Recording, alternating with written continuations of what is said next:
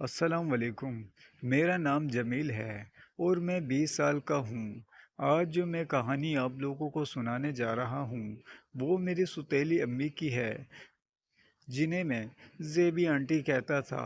ان کی ابو سے شادی تب ہوئی تھی جب میں کافی چھوٹا تھا۔ میری سگی امی کو کینسر تھا جس کی وجہ سے وہ فوت ہو چکی تھی۔ اب ابو کو میری فکر لاگو ہو گئی تھی کہ کون میرا خیال کرے گا کہ میں بہت چھوٹا تھا۔ پھر ایک روز ابو گھر میں ایک نوجوان سی لڑکی کو لے کر آئے تھے جو مجھ سے تو کافی بڑی تھی۔ پھر وہ ابو سے تقریباً 20 سال چھوٹی تھی۔ انہوں نے مجھے خوب سارا پیار کیا تھا جس کی وجہ سے میں بھی زیبی آنٹی کے ساتھ کافی اٹیچ ہو گیا تھا۔ بچپن سے ہی میرے لگاؤ ان کے ساتھ بہت زیادہ ہو رہا تھا، کیوں نہ کہ ابو شام ہوتے ہی ڈیوٹی پر چلے جاتے تھے، جس کی وجہ سے میں زیبی آنٹی کے ساتھ ہی سو جایا کرتا تھا۔ کیوں نہ کہ میرے ابو چپراسی کی نوکری کرتے تھے جو انہیں رات کے وقت ہی باہر جانا ہوتا تھا۔ میں بہت زیادہ چھوٹا تھا، تقریباً اس وقت 9 سال کا تھا۔ جب زیبی آنٹی واش روم میں نہانے کے لیے جاتی تو مجھے بھی اپنے ساتھ لے کر جاتی، کیوں نہ کہ میں بہت زیادہ تنگ کرتا تھا اور وہ اسی ہی ڈر سے کہ مجھے کچھ ہو نہ جائے ہر وقت مجھے اپنے ساتھ ہی رکھتی تھی۔ دوستو، اگر میں یہ کہوں تو کہ میں نے زیبی آنٹی کو بچپن سے ہی دیکھا ہوا تھا تو یہ بات غلط نہ ہوگی، کیوں نہ کہ میں بچپن سے ہی ان کے ساتھ ہی رہتا تھا اور اب مجھے عادت ہو گئی تھی۔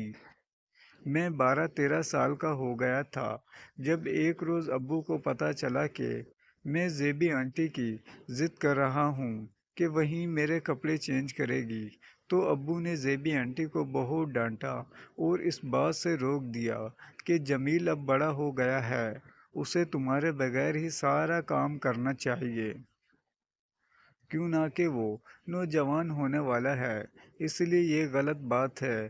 ابو کی یہ بات سن کر مجھے بہت افسوس ہو رہا تھا اور تو اور ابو پر بہت زیادہ غصہ آیا کہ ان کو اس بات سے کیا تکلیف ہے۔ میں زیبی آنٹی کو ہر وقت اپنے ساتھ رہنے کا کہتا ہوں۔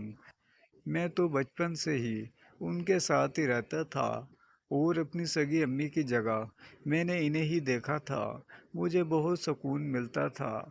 میں زیبی آنٹی کو بہت غور سے دیکھ رہا تھا۔ میں جس اسکول میں جاتا تھا وہ اسکول کافی بڑے لوگوں کا تھا، جن کے بگڑے ہوئے بچے وہاں پڑھنے آتے تھے اور سب کے دماغ خراب کرتے تھے۔ میرا بھی ایک دوست بن گیا تھا، دوستی جماعت میں ہوئی تھی۔ وہ مجھے روزانہ ایک مووی دکھایا کرے۔ میں جلدی بڑا ہونے لگا تھا اور میری سوچ بھی بدلنے لگی۔ اب میں زیبی آنٹی میں ہی ویسے ہی اثاثات تلاش کرنے لگا تھا جو میں ان موویز میں دیکھتا تھا۔ اسی وجہ سے میں بہت کم عمر میں ہی بڑوں والے حرکتیں کرنے لگا تھا۔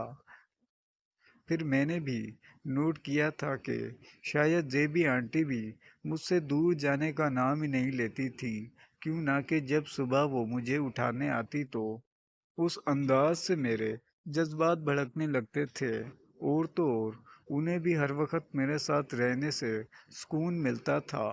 میں نے یہ بات بھی نوٹ کی تھی کہ رات کے وقت جب ابو واپس آتے تو بہت زیادہ ابو کے لیے تیار ہوتی تھی، لیکن ابو اس وقت تھکے ہوئے آتے تھے اور ان کے ٹھیک سے وقت بھی نہ دے پاتے تھے، کیوں نہ کہ جب اگلی صبح زیبی آنٹی کا چہرہ اترا ہوا ہوتا تھا وہ مجھے ہر وقت اپنے ساتھ ہی رکھتی تھی۔ میں جب بھی اسکول سے آتا تو وہ بالکل میرے بچپن کی طرح مجھے گلے لگا لیتی اور خوب سارا پیار کرتی رہتی تھی۔ ایسے لگا کہ جیسے اس سے شاید ان کو بھی بہت سکون ملتا ہے۔ پھر جب ابو نے مجھے روک دیا تھا کہ میں بڑا ہو گیا ہوں اور مجھے یہ سب نہیں کرنا چاہیے تو میں ان سے دور ہو گیا تھا۔ ابو اکثر زیبی آنٹی کو ڈانٹ دیا کرتے تھے کہ تم بھی کیا سارا دن جمیل کے ساتھ چپکی رہتی ہو، یہ مت بھولو کہ یہ اب جوان ہو چکا ہے तुम इसकी सगी अम्मा नहीं हो, इसीलिए उससे खुद से दूर करो। मगर फिर भी ज़ेबी आंटी अब्बू की ये बात कभी भी ना मानती थी और मुझे हमेशा अपने पास ही रखती थी और अपने साथ ही सोने का कहती थी। मुझे यही बात बोलती थी कि तुम अपने अब्बू की बातों को जहन पर सवार मत करना। मेरे बचपन में मेरा नहाने की सारी तैयारी वही करती थी, लेकिन इस सब के बाद उन्होंने कभी भी ये सब नहीं किया था। बचपन में तो मुझे कुछ भी इल्म ना था, लेकिन अब तो मेरी शायद वो ख्वाहिश बन चुकी थी कि ज़ेबी आंटी मेरे नहाने का सारा इंतज़ाम कर दे ताकि मैं इनको इस तरीके से देख सकूं। मुझे बचपन से ही इन्हें ऐसे ही देखने की आदत लग चुकी थी। फिर अब ऐसा नहीं हो सकता था, लेकिन मेरे जहन में शैतान सवार हो चुका था। इसीलिए मैंने ज़ेबी आंटी को इस हाल में देखने के लिए एक और तरतीब आजमाया। वो जब भी नहाने जाती तो मैं उन्हें देखने चला जाता, क्यों ना कि इस वॉशरूम के ऊपर एक छोटी सी खिड़की बनी हुई थी। इस तरह जब भी ज़ेबी आंटी अंदर जाती तो मैं जल्दी से ही वॉशरूम की उस खिड़की के पास चला जाया और अंदर का वो हसीन नज़ारा देखने लगा था। इस कहानी की अगली किस्त सुनने के लिए प्लीज़ हमारे चैनल को सब्सक्राइब करें। शुक्रिया।